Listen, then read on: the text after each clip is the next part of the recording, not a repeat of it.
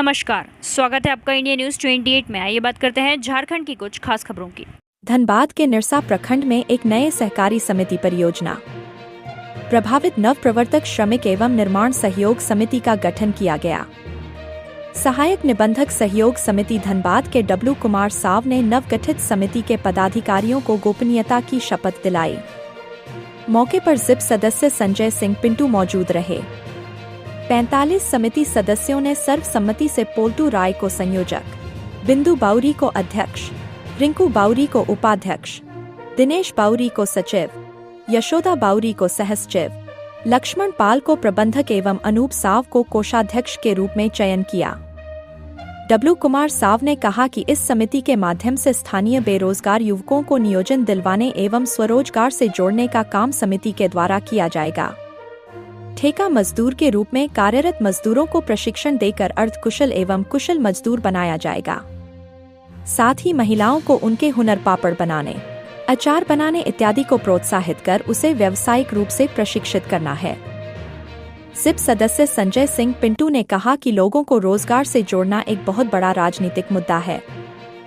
हालांकि इसमें राजनीतिक दल के लोग सिर्फ लोगों को बरगलाने का काम करते हैं।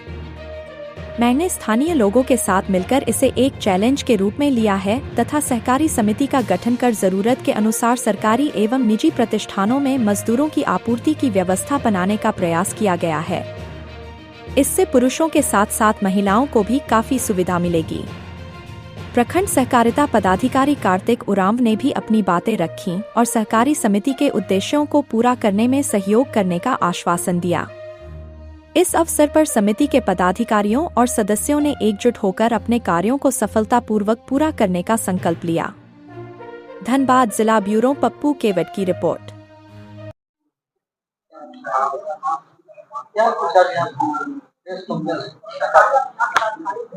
जैसा कि आप बैनर के माध्यम से देख सकते हैं कि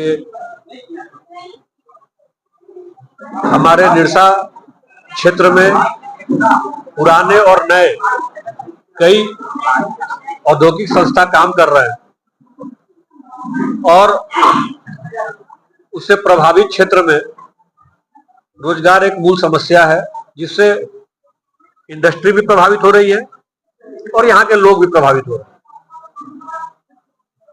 इसी निमित्त कुछ दिन पहले गोपीनाथपुर में आपने देखा होगा कि दो ग्रुप के बीच मारपीट का भी एक दृश्य उत्पन्न हुआ था और उसमें आप देखें कि एक भाई एक तरफ है, दूसरा भाई दूसरे तरफ और एक दूसरे पर। तो रोजगार के लिए अगर ये परिदृश्य अगर तैयार इंडस्ट्री कर रही है तो ये निंदनीय है और हम लोग चाह रहे थे कि जो प्रभावित परिवार है या जो प्रभावित समाज है उनके लोगों को पारदर्शी तरीके से रोजगार मिले और उसी के निमित्त आज से 2 माह पहले एक उद्देश्य लेकर के हम लोग बैठे थे भूख हड़ताल कि जो प्रभावित क्षेत्र है, प्रभावित क्षेत्र में एक पीएपी कमेटी बन जाए और पीएपी कमेटी के माध्यम से जो समिति बने उसके माध्यम से लोगों को रोजगार से इंडस्ट्री में जोड़ा जाए। ये हमारा मूल मांग था। उसके अलावे जो प्रभावित क्षेत्र के कुछ युवाओं का एक लिस्ट भी हम लोगों ने दिया था कंपनी को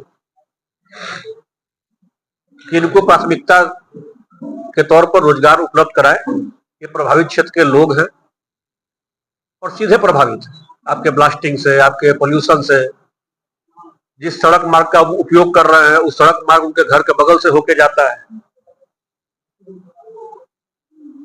और जब इंडस्ट्री के लोगों का बहुत ज्यादा इच्छा पीएपी कमेटी बनाने की तरफ नहीं था, लेकिन उन्होंने एक क्योंकि आंदोलन हुआ था तो आंदोलन के माध्यम से उन्होंने एक पत्र पीएपी कमेटी बनाने के लिए उन्होंने विभाग को दिया, लेकिन उस पर कोई उनका बहुत ज्यादा इंटरेस्ट नहीं था।